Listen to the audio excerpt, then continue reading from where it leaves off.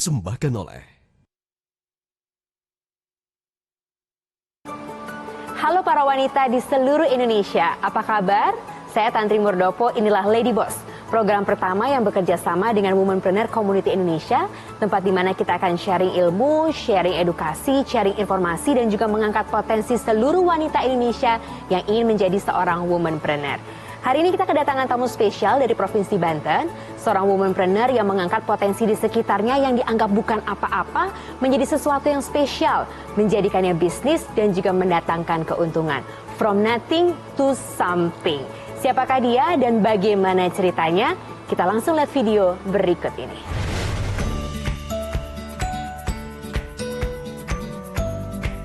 Indonesia memiliki kekayaan alam yang melimpah.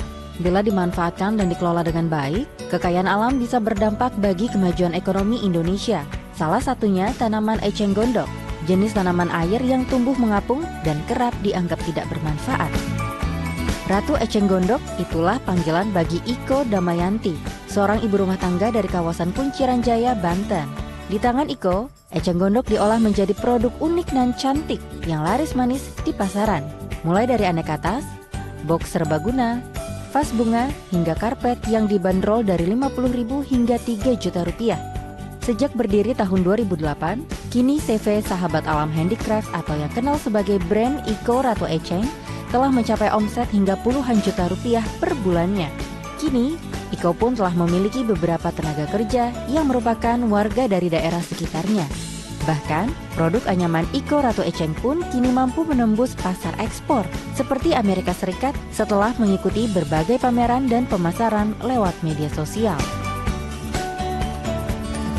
Ya, itu tadi eceng gondok yang dianggap hama atau gulma menjadi sesuatu hal yang spesial. Langsung aja kita ngobrol-ngobrol sama Ratu Eceng Gondok. Mbak Iko, apa kabar?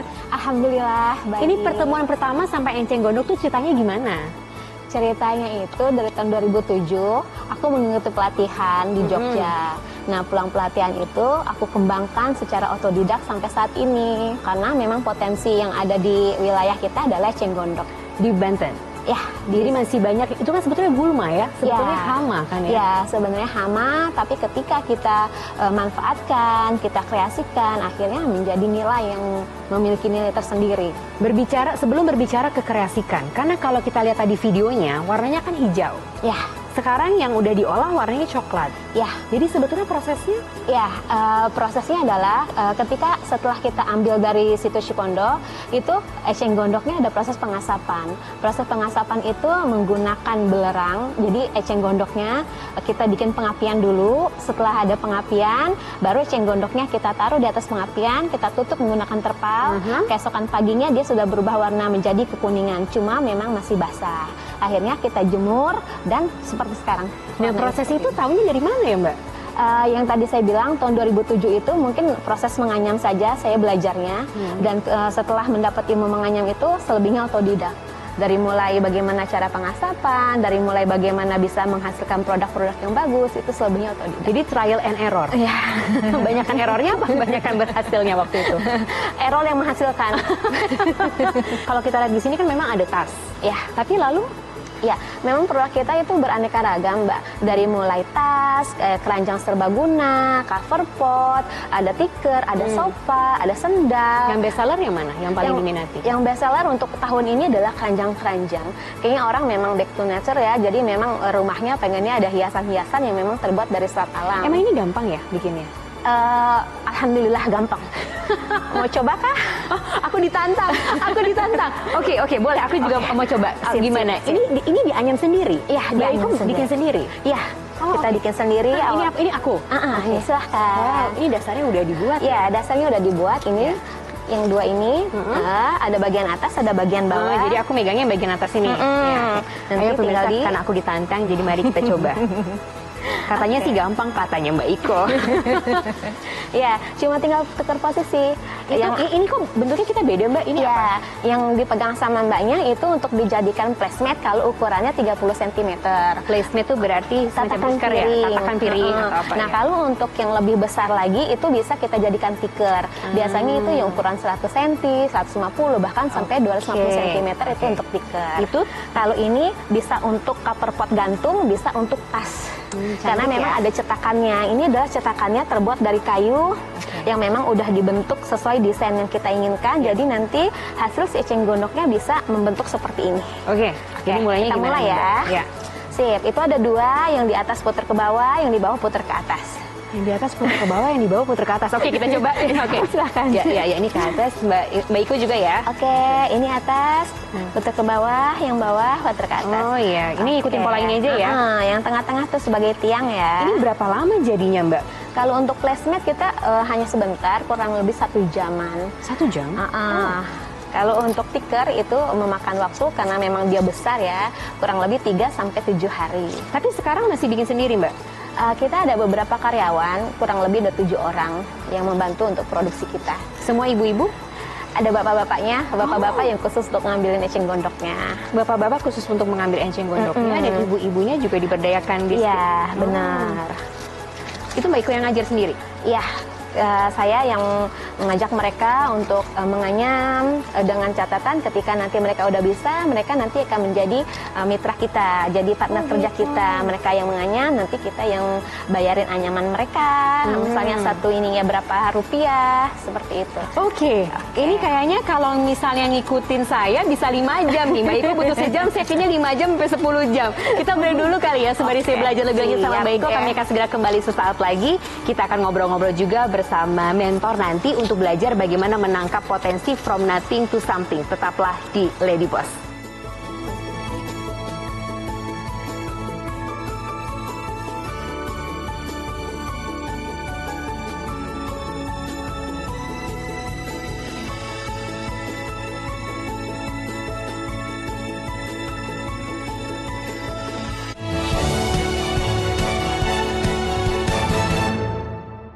Dipersembahkan oleh Mau gampang login? Banyak fitur keren bikin hidup lo makin gampang dan seru. Bisa login pakai sidik jari dan Face ID.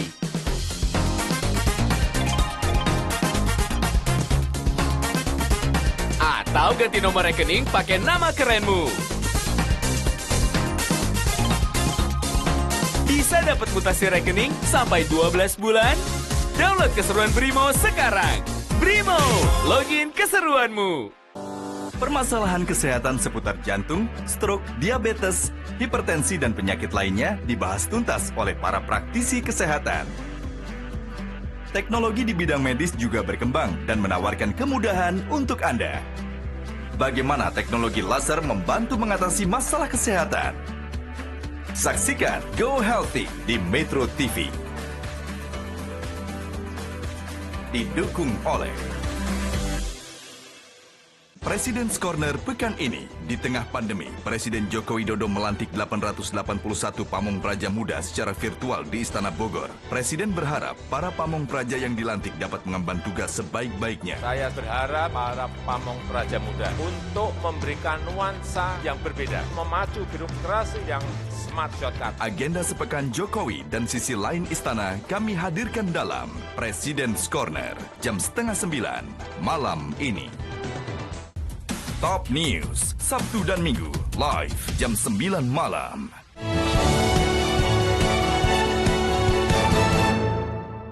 dipersembahkan oleh Pemirsa, kita kembali lagi di Lady Boss, masih berbincang-bincang tentang bagaimana melihat potensi from nothing to something. Tamu kita memang Ratu Enceng Gondok, jadi melihat bagaimana potensi enceng gondok di sekelilingnya untuk menjadikannya barang yang spesial. Tapi tentu banyak hal lain dong di sekeliling kita yang sebetulnya bisa kita jadikan potensi. Makanya kita tanya langsung sama mentor kita hari ini, Ibu Irma Sustika, founder dari Womanpreneur Community. Apa kabar Bu Irma? Halo Landry, baik sekali, sehat, alhamdulillah. Itu yang paling penting sekarang ya, harus sehat. Harus sehat. Itu salam yang paling sangat penting itu ya. Bu Irma, ini kan from nothing to something. Ya. Ini Mbak Iko udah mengajarkan dari enceng gondok di sekelilingnya dijadikan barang-barang yang cantik luar biasa seperti ini. Iya. Tapi kan kadang-kadang kita suka miss ya, sebetulnya banyak loh hal-hal seperti itu. Banyak sekali sebetulnya yang ada di sekeliling kita itu bisa menjadi peluang usaha loh. Misalnya gini, nggak usah jauh-jauh lihatnya, kita lihat dari rumah. Nah coba ya kita lihat di sini nih ya, ada di limbah plastik. Iya, betul. Ya. Setiap hari pasti ada ini ya. Pasti ada limbah plastik ya. Limbah plastik itu baik dari yang minuman botol Ya. atau tas kresek, kita udah nggak boleh juga kan pakai tas kresek kan sekarang. Nah, bu, kalau keburu ada, diapain? Itu bisa banget loh diolah, dibikin jadi tas rajut tapi dari plastik kresek, lalu jadi pot bunga. Nah, kalau diseriusin itu kan menjadi sebuah nilai ekonomis yang sangat luar biasa. Nah, kalau kita lihat lagi juga, nah ini banyak banget Sampah teks. ini banyak banget ya, sampah tekstil. Sampah tekstil perca-perca, bisa jadi baju, bisa jadi tas, bisa jadi bahkan orang bisa memulai usaha nggak pakai modal. Dia deketin teman-teman yang punya usaha konveksi, bagi dong percanya, saya bikin jadi tas atau jadi yang lain. Itu yang saya ajarkan ke teman-teman ya. Nggak usah pakai modal, yang penting punya mesin jahit gitu ya. Bahannya minta aja sama teman-teman yang konveksi. Gitu. Kan lucu. Jadi nggak usah beli bahan.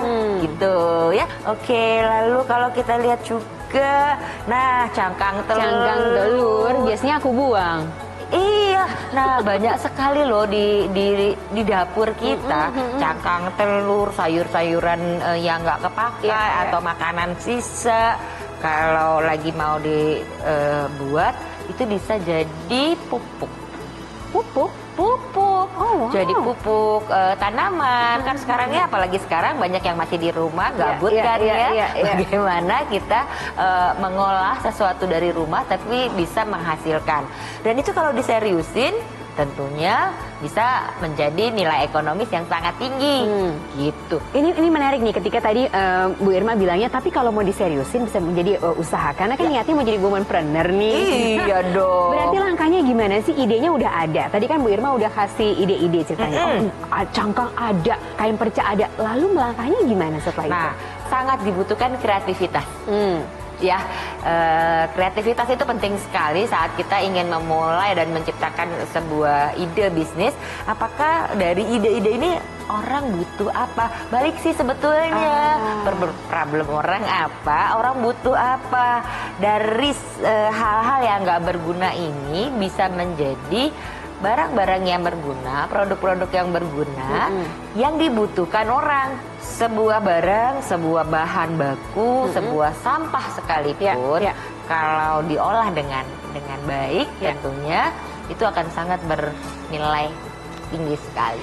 Nah, dulu Mbak Ika mengambil kreativitasnya gimana? Ketika lihat enceng gondok langsung kepikir tas, kan nggak gitu kan? Ketika lihat enceng gondok langsung kepikir tiba-tiba jadi keranjang, langsung gitu? Enggak kan ya? Enggak. Memang awalnya dari lulus SMA, saya lulus SMA 2005. Saya berpikir usaha apa yang modal sekecil-kecilnya tapi untung sebesar-besarnya. Itu. Jadi mindsetnya sudah entrepreneur. Pemikiran gitu ya? saya udah seperti itu. Nah, kebetulan eceng gondok di situ Cipondo itu sangat berlimpah, dan dinas setempat pun, Dinas Industri dan Perdagangan Kota Tangerang itu sangat aware sekali dengan ini. Jadi bagaimana caranya eceng gondok yang ada di situ Cipondo mempunyai nilai jual tinggi, berarti memang harus ada SDM-nya. Akhirnya beberapa orang dikirim ke Jogja untuk belajar menganyam. Termasuk saya. Dan pulang belajar menganyam udah langsung kepikiran nih, banyak PR-nya. Pulang dari Jogja langsung banyak PR-nya. Apa-apa yang harus dibuat, mulai dari keranjang, tas, segala macam saya buat. Akhirnya ya sampai saat ini. Tapi tantangan terbesarnya di mana? Tantangan terbesarnya untuk saat ini adalah SDM bagi saya. Karena tidak semua orang kita ajak, kita rekrut untuk mau belajar menganyam itu gampang. Karena mereka berpikir menganyam itu susah. Itu yang udah ada di pikiran mereka. Tapi dengan berjalannya waktu, akhirnya saya berpikir, saya rayu mereka, yuk kita belajar menganyam, uangnya segini, sambil jaga anak bisa kok menghasilkan, seperti itu. Jadi sekarang tantangannya lebih ke SDM. Lebih ke SDM untuk saat Tapi ini. waktu itu kan PR banyak ya ketika memulai, dan ternyata harus satu-satu pelan-pelan PR-nya diselesaikan. Berarti memang gitu ya prosesnya ya, Bu Irma ya? Betul sekali. Jadi memang pada saat kita memulai usaha, sebuah ide itu sudah ada. Kan lebih baik kalau juga misalnya apa sih yang menjadi yang akan kita angkat dari produk ini gitu loh ya. Apa yang menjadi penguat dan pembedanya sehingga orang akan terus mencari produk kita di antara produk-produk sejenis lainnya. Oke, disimpan dulu nih Bu Irma, ilmunya disimpan dulu. Nanti kita akan ngobrol lebih lanjut lagi bersama mentor dan juga Mbak Iko. Kami akan segera kembali sesaat lagi, tetaplah di Lady Boss.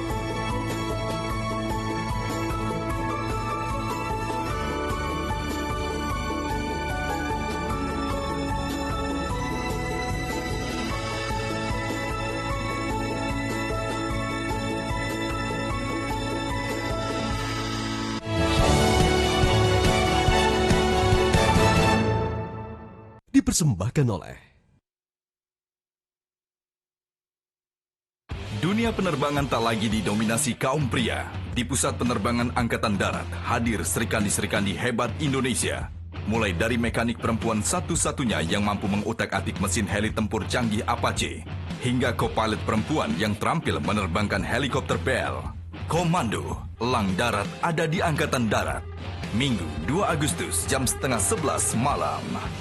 dipersembahkan oleh Prime Time News, Minggu live jam 6 sore. Mau gampang login? Banyak fitur keren bikin hidup lo makin gampang dan seru. Bisa login pakai sidik jari dan Face ID.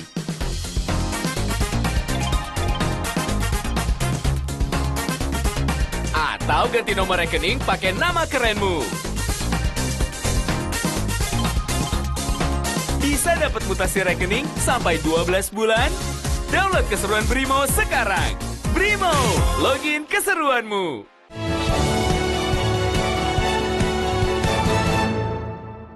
dipersembahkan oleh Pemirsa, kita kembali lagi di Lady Boss. Aktualisasi produk menjadi sangat penting ketika kita menjalankan sebuah bisnis karena kita tentu tidak mau bisnis kita berada atau barang-barang produk kita berada di titik itu saja. Kita pasti ingin ada pengembangan lebih lagi. Saya akan langsung ke Mbak Iko. Memulai dari enceng gondok, kemudian sekarang produknya sudah dikenal masyarakat, bahkan juga sudah dipasarkan di luar negeri. Pemasaran seperti apa yang paling efektif waktu itu sehingga masyarakat mulai aware ada si Ratu Enceng Gondok ini gitu ya? Untuk pemasaran mulai tahun 2008 ke 2015 itu kita lebih ke pameran ya, karena waktu itu mungkin belum Instagram belum terlalu gitu kan. Sosial media belum ada. Sosial belum terlalu, jadinya kita masih membutuhkan waktu itu offline-nya. Jadi kayak pameran-pameran yang disupport oleh pemerintah itu sangat kami harapkan waktu tahun-tahun itu. Nah cuman dengan berjalannya waktu, akhirnya sekarang dengan sosial media makin terkenal lagi produk-produk kita. Seperti itu. Sekarang udah bisa jumawa, Bu Irma, makin terkenal lagi produk-produk kita. Tapi supaya bisa jumawa seperti itu kan ada prosesnya kan, Bu Irma. Di titik mana sebetulnya yang paling penting? Aktualisasi produk seperti apa? Yang paling penting sebetulnya dalam kita mengaktualisasi produk itu harus ada sebuah identitas, ciri khas dari produk itu sehingga punya karakter. Apa sih value added dari yang dimiliki? Kenapa orang nanti akhirnya harus memilih produk? Kenapa harus memilih si Ratu Enceng Gondok ini? Kenapa nggak yang Ratu yang lainnya? Oke. Betul. Ada yang mau tanya bersama kita nih Mbak Iko dan juga Bu Irma. Ini dari Zahra di Bandung. Kita lihat videonya sama-sama ya. Assalamualaikum warahmatullahi wabarakatuh. Saya telah menjalani bisnis kuliner rumahan selama kurang lebih 1 tahun. Tapi hingga saat ini saya masih mengalami kesulitan untuk menciptakan image khusus untuk produk-produk yang saya tawarkan. Adakah tips bagaimana saya bisa menciptakan image tersebut agar produk yang saya tawarkan tetap terlihat profesional walaupun hanya dijual dari rumah? Persis kayak yang tadi Bu Irma terakhir cerita. Benar itu padahal ya. Jadi gimana Bu Irma jawabannya? Iya, biasanya hanya membuat produk tanpa dia tahu saya mau jual produk ini untuk siapa. Jadi Ya, marketnya dulu. Marketnya dulu tentukan saya mau jual produk ini ke siapa. Apakah mau main di level AA plus atau tengah atau bawah. Sekalipun eceng gondok bisa main di A plus loh. Nah, Saat kita sudah menentukan pasar yang tepat, yang jelas kita bisa membuat, oh berarti karakter produk apa yang harus saya sematkan di sini. ini tadi ketika Bu Irma menjelaskan, Mbak Iko udah ketawa-ketawa. Berarti sebetulnya itu yang dijalankan juga ya Mbak Iko. Atau pengalamannya gimana? Bisa di-sharing? Setiap kita menciptakan produk atau menghasilkan produk, pasti memang kita udah bilang ke karyawan, ini yang bagus tuh yang seperti ini. Ketika si tukang anyam belajar menganyam, udah harus kita jelaskan ini seperti ini seperti ini. Ada standarnya. Ada standarnya, ada SOP-nya juga. Misalnya tas ini, itu untuk kelas yang mana? Untuk standar yang mana? Jadi kalau yang tas ini kita memang untuk yang tengah aja, karena memang itu kulitnya juga kulit sintetis. Ada juga kita yang untuk kelas yang atasnya kita ciptakan dengan menggunakan kulit asli. Seperti itu, cuma memang ada perbedaan harga ya Bu Irma ya di situ. Ada lagi yang mau bertanya bersama kita, ini dari email dari Kartika Rahayu di Bali. Kita baca sama-sama. Jika menjual produk-produk yang terbuat dari limbah, ada aja yang beranggapan kalau produk tersebut nggak bersih atau kurang bagus. Bagaimana caranya membangun kepercayaan pelanggan bahwa produk yang kita jual berkualitas baik? Aku ke Mbak Iko dulu kali ya pengalamannya. Ini tas ini dari enceng gondok, bayangannya kan ya di rawa-rawa gitu kan, ini gulma. Nah terus gimana? Ya, kita selalu menjelaskan ke para customer kita bahwa ini tanaman yang nggak berfungsi bisa menjadi nilai jual tinggi dengan proses yang sangat panjang, dengan penuh keuletan si pegawai-pegawainya. Dan terus di situ juga kita selalu bilang ini anti jamur, ini produk-produk unggulan. Bilang tuh melalui apa ya? Edukasi atau ketika dia nyamperin, misalnya dia offline nih, dia offline, dia datang ke toko kita atau dia datang ke pameran kita, kita selalu menjelaskan semuanya tentang itu. Seperti itu. Ya. Bu Irma, karena kita berbicara from nothing to something, jadi apa pesannya untuk perempuan-perempuan Indonesia? Oke, nah sebetulnya banyak sekali ya. Kalau kita satu adalah kreativitas dari diri kita sendiri. Nah, kita bisa lihat semua ada di sekeliling kita. Mungkin di mata orang tidak ada harganya, tapi dengan sentuhan, kreativitas, dan jelas nih pasarnya buat siapa, sehingga produk yang mungkin nggak dianggap, itu bisa bernilai jual tinggi. Jadi bukan sekedar asal bisa bikin produk sesungguhnya. Jadi produk sebuah bisnis panjang, kalau nggak menguntungkan, kan juga sayang ya, gitu loh, it take time jadinya.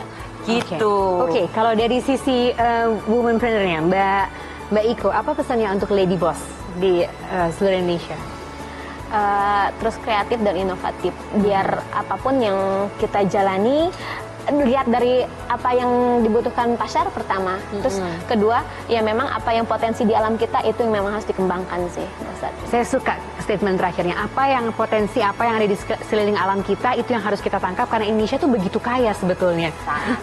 Sangat. Terima kasih banyak Bu Irma, terima kasih banyak loh Mbak Iko, sukses terus ya.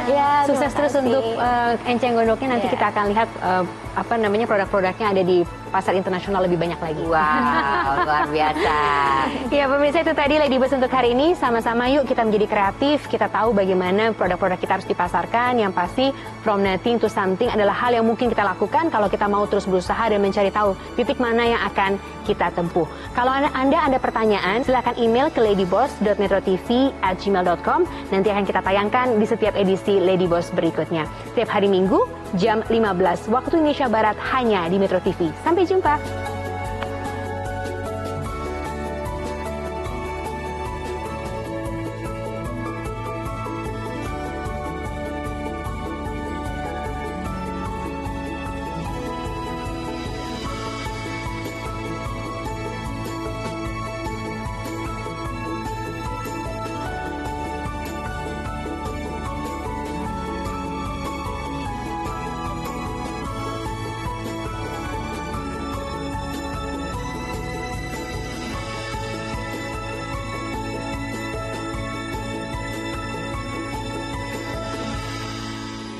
Metro TV, knowledge to elevate.